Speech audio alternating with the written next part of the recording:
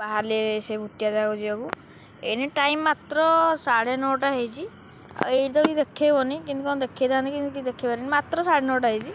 ଆଉ ତଥାପି ଗାଡ଼ି ପ୍ରବଳ ଅଛନ୍ତି, ତଥାପି ଆମେ ସେଇ ରୁଟ୍କୁ ଯିବା। ସେଇଟା ଗୋଟେ ଭିତରିଆ ଜାଗା, ଗୋଟେ ଜଙ୍ଗଲ ଟାଇପ୍ର। ଆଉ ମୁଁ ଲାଇଟ୍ ଫାଇଟ୍ ସବୁ ଅଛି, ଚାଲନ୍ତୁ ଯିବା। ଦେଖନ୍ତୁ ପଛରେ ଗାଡ଼ି ଭାଇ ଅଲଗା ପ୍ରକାର ଆସୁଛନ୍ତି। ଅସୁବିଧା ନାହିଁ, ଆମେ ଯିବା ଏବେ, ଚାଲନ୍ତୁ ଯିବା। ତ ସାଙ୍ଗମାନେ ଏବେ ଆମେ ଯାଉଛୁ ସେଠିକି ଯେଉଁଠିକି ଆମେ ଯିବା କଥା, ମାନେ ଯେଉଁଠିକି ମୁଁ କଣ୍ଟେଣ୍ଟ ଭିଡ଼ିଓ କରିବାକୁ ଯାଇଥାନ୍ତି। ଭାଇ ମୁଁ ଏକୁଟିଆ ପୁରା ଅଛି, କେହି ମୋ ପଛରେ ନାହାନ୍ତି, ଦେଖିପାରୁଥିବେ ଆପଣ ପଛ ସିଟ୍ରେ ପୁରା ଏକୁଟିଆ ଅଛି। ଏଇ ଜାଗାରେ ପୁରା ଏକୁଟିଆ ଅଛି, କହିବାକୁ ଗଲେ ପୁରା ଏକୁଟିଆ ହେଲା। କେହି ବସିନାହାନ୍ତି, ଆପଣ ଦେଖିଥିବେ ମୋ ପଛପଟେ କେହି ବି ବସିନଥିଲେ। ଆଉ ଗାଡ଼ିଟା ଯେମିତି ଯାହା କରି ଚଲାଉଛି। ଆଉ ଚାଲନ୍ତୁ ଯିବା ସେଠିକି ଗଲା ପରେ ମୁଁ ଆପଣଙ୍କୁ ଦେଖାଉଛି ପାଖରେ ସେଇଟା, ଚାଲନ୍ତୁ।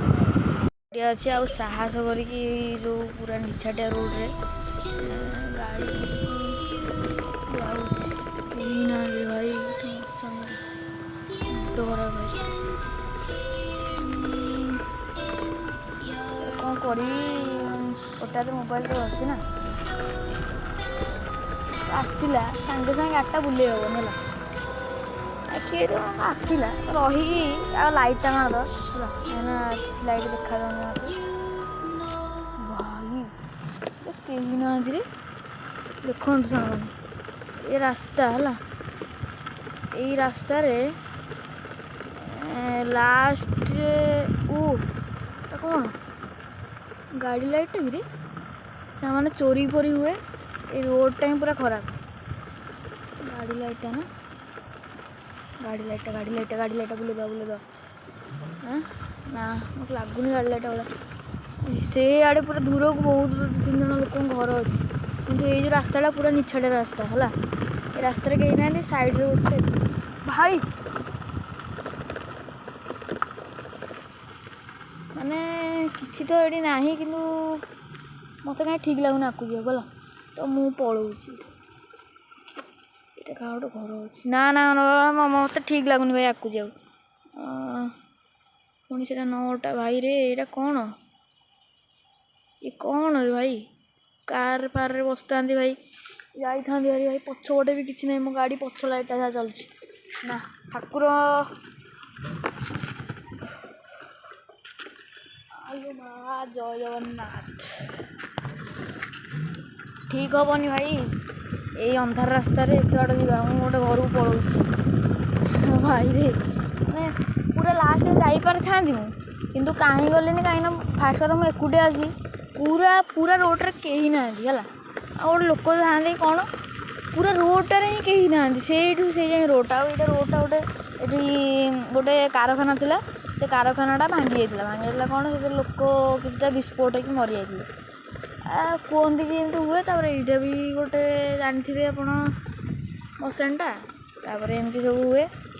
ଆଉ କୁହନ୍ତି ଗୋଟେ ଲୋକ, କିନ୍ତୁ ମୁଁ ତ ଆଜି ଯାଏ ଆଖିରେ ଦେଖିନି। ଆଖିରେ ଦେଖିଲେ ବିଶ୍ୱାସ କରିବି। ଏଇଟା ମୋ ଗାଡ଼ି ଲାଇଟ୍ର ଏଇଟା ପଡ଼ୁଛି, ଦେଖନ୍ତୁ ଏଇଠି। ମୋତେ ଲାଗିଲା କି ଗୋଟେ ଠିଆ ହେଇଛି, ଏଇଟା ଦେଖନ୍ତୁ ମଶାଣିଟା ଦେଖେଇଦେବି ପୁରା ଲାଇଟ୍। ତ ସାଙ୍ଗମାନେ ମୁଁ ଯେଉଁଟା କହୁଥିଲି ଏଇଟା ଠିକ୍ ହେଲା। ମାନେ ମୁଁ ଏଡ଼ିଟିଂ କଲାବେଳେ ଦେଖିଲି, ଦେଖନ୍ତୁ ଏଇଠି ଗୋଟେ ଲୋକଟେ ଅଛି ହ୍ୱାଇଟ୍ କଲର୍ ସାର୍ଟ ପିନ୍ଧି ଲାଗିଛି। ବାପା ମା ଟିକି କିଏ ରାତିରେ ଚାଲି ଆସୁଛି ନା, ଏବେ 9ଟାରେ ମଶାଣି ଚାଲି ଆସୁଛି। ଏଇଟା କିଏ ଭାଇ, ମୁଁ ଜାଣିନି ଭାଇ, ଏଇଟା କିଏ କ୍ୟାମେରାଟା, ସେଟା କିଏ ବି ମଶାଣିରେ କିଏ ଗୋଟେ ଆସୁଛି। ଆଉ ଭାଇ ଯେଉଁ ଭଳିଆ ଦୃଶ୍ୟ, ମାନେ ମୁଁ ସେଠି କେବେ ଯାଇନି, କିନ୍ତୁ ଭାଇ କେହି ତ ଗୋଟେ ଥିଲା, ତା ମାନେ ଦେଖିଥିବେ ସେ ମଶାଣି, କେହି ତ ଗୋଟେ ଥିଲା। ଆଉ ଭାଇ ଏତେ ରାତିରେ, ଏଇନେ ମୁଁ 9ଟା 9:30 ଯାଇଥିଲି, ଏଇନେ ହେଲାଣି 10:45 ହେଲାଣି ହେଲା। ମାନେ ତା'ମାନେ ମୁଁ ଦେଖିନି ସେ ଟାଇମ୍, ସେତେବେଳେ 10ଟା 11 12 ହେବଣି। ଭାଇ 10ଟା 11 12ରେ ବି ସେଠି ଲୋକ ରହୁଛନ୍ତି। ପୁଣି ସେ ଭାଇ ଚାଲି ଆସୁଥିଲା, ମୋ ଆଡ଼େ ଆସୁଥିଲା। ମୁଁ ଜାଣିନି ସେଇଟା ଭିଡ଼ିଓରେ କହିଦେଇଛି କି ନାହିଁ, ମୁଁ ଏଥର ବି ଭିଡ଼ିଓ ଦେଖିନି।